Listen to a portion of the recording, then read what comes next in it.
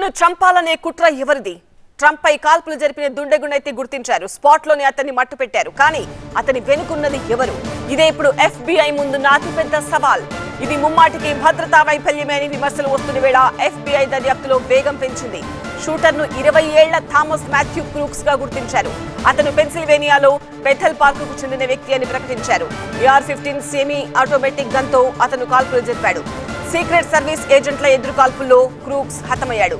అయితే క్రూక్స్ పూర్తి background check చేయడానికి పూర్తి ఆధారాలు అయితే దొరకలేదు. అతని దగ్గర నుంచి ఎలాంటి ఐడి కార్డులు కూడా లభ్యం కాలేదు. దీంతో DNA బయోమెట్రిక్ ద్వారా నిందితుడి ఆధారాల నిర్ధారణకు ప్రయత్నాలు జరుగుతున్నాయి.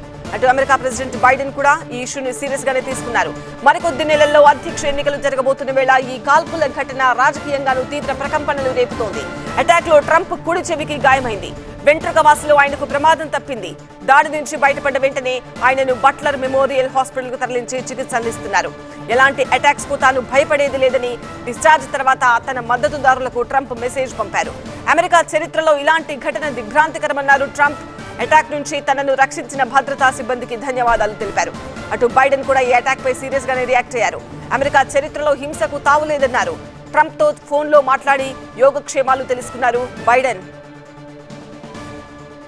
ట్రంప్ పై జరిగిన దాడి ఘటనలో భద్రతా వైఫల్యంపై విమర్శలు వస్తున్నాయి. అట్లాంటా నుంచి TV9 ప్రతినిధి శివ ఈ అంశానికి సంబంధించి మరిన్ని వివరాలు అందిస్తారు. ఈరోజు పెన్సిల్వేనియా రాష్ట్రంలో ట్రంప్ ఒక ర్యాలీని ఉద్దేశించి ఉపన్యసిస్తుండగా ఒక అగంతకుడు జరిపినటువంటి కాల్పుల్లో ఆయన చెవికి గాయమైంది. చెవికి బుల్లెట్ తగిలి విపరీతంగా రక్తస్రావమైంది. వెంటనే ఆ బుల్లెట్ శబ్దాలు రాగానే ఇమ్మీడియట్గా యాక్టివ్ అయిన సీక్రెట్ సర్వీస్ ఏజెంట్స్ ఆయన్ని కాపాడి ఆయన ఒక సురక్షిత ప్రాంతానికి తరలించారు. దాని తర్వాత జరిగిన ఆపరేషన్లో ఈ షూట్ చేసినటువంటి అగంతకుడితో పాటు ర్యాలీలో పాల్గొన్న ఇంకొక సామాన్యుడు కూడా మరణించినట్టుగా లేటెస్ట్ న్యూస్ మనకు అందుతుంది. కానీ ట్రంప్ అక్కడి నుంచి సీక్రెట్ సర్వీసెస్ ఏదైతే ఆయన్ని సేవ్ చేసి కిందికి తీసుకువెళ్తున్న క్రమంలో కూడా ఆయన భయపడకుండా తొణకకుండా ఫైట్ బ్యాక్ అనే నినాదాలు ఇస్తూ ఆయన కిందికి దిగాడు. సో అమెరికాలో ప్రెసిడెంట్లు, మాజీ ప్రెసిడెంట్లు ఎవరికైనా కూడా సీక్రెట్ సర్వీస్ ఏజెన్సీ చాలా కట్టుదిట్టమైన భద్రతా వలయంలో వాళ్ళ పర్యటనలు ఎక్కడికి వెళ్ళినా జరుగుతుంది. సో ఆ వ్యవస్థ ఎన్ని అంచెల భద్రత ఉంటుంది ఏందన్నది కూడా అది చాలామందికి తెలియని విషయాలు. సో అటువంటి వ్యవస్థ ఉన్న ఈ అమెరికా మాజీ అధ్యక్షుడు ఒక కాల్పులకు గురి కావడం అందరినీ విస్మయానికి గురి చేస్తుంది. సో ఈ అబ్రహం లింకన్ మాజీ అధ్యక్షుడు, తర్వాత జాన్ ఎఫ్ కెనడీ, ఈ ఇద్దరు ప్రెసిడెంట్లను కూడా అగంతకులు కాల్పుల్లో జరిపిన తర్వాత అమెరికన్ ప్రభుత్వం ఈ ప్రెసిడెంట్లకు, మాజీ ప్రెసిడెంట్లకు, వైస్ ప్రెసిడెంట్కు వీళ్ళందరికీ మంచి సురక్షితమైన భద్రత భద్రత ఉండాలి అని సంకల్పించి ఈ సీక్రెట్ సర్వీస్ ఏజెన్సీని స్థాపించడం జరిగింది.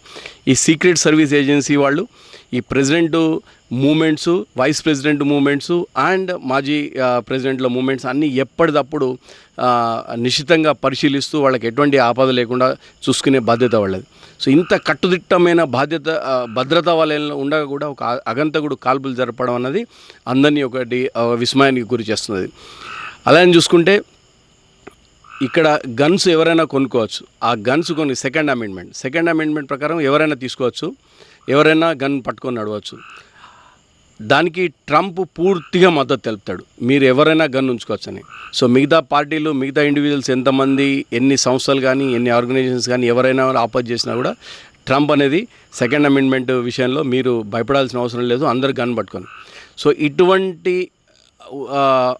ట్రంప్ మద్దతు చేసే ఈ చట్టం ప్రకారమే వాళ్ళు గన్ తీసుకొని వచ్చి కాల్చి ఈయనని గాయపడడానికి కారణమైనారు. ఇప్పుడు ఈ గన్ కల్చర్ మీద కానీ లేకపోతే మిగతా వాటి మీద విషయాల్లో ట్రంప్ ఎలా స్పందిస్తాడో మనం వేచి చూడాలి. D Shivakumar, Atlanta, over to studio. దాడి ఘటన తర్వాత ట్రంప్ చెవికి గాయమైన తర్వాత ఆయన చికిత్స తర్వాత దృశ్యాలు మనం TV9 స్క్రీన్ పైన రైట్ సైడ్ బాక్స్ లో చూస్తున్నాము. హత్యాయత్నం తర్వాత డొనాల్డ్ ట్రంప్ విమానం దిగుతున్న దృశ్యాలు ఇవి. ఆసుపత్రిలో చికిత్స తీసుకున్న తర్వాత ట్రంప్ తన సొంత విమానంలో ప్రయాణించారు. ఆయన విమానం దిగుతున్న దృశ్యాలు ఇవి. దాడి తర్వాత ట్రంప్ కనిపిస్తున్న వీడియో ఇది. సో ట్రంప్ క్షేమంగానే ఉన్నాడు అని వీడియోని బట్టి అర్థమవుతోంది. టీవీ9 ఎక్స్క్లూజివ్గా దృశ్యాలు చూడొచ్చు. హత్యాయత్నం జరిగినప్పటి దృశ్యాలు, హత్యాయత్నం తర్వాత అతడు చికిత్స తీసుకున్న తర్వాత దృశ్యాలు మనం చూస్తూ ఉన్నాము. ఒక ప్రత్యేక విమానంలో ఆ ప్లేస్ నుంచి హాస్పిటల్లో చికిత్స తర్వాత మరో ప్లేస్కి వెళ్ళి ట్రంప్ విమానం నుంచి దిగుతున్న దృశ్యాలు చూస్తున్నాం.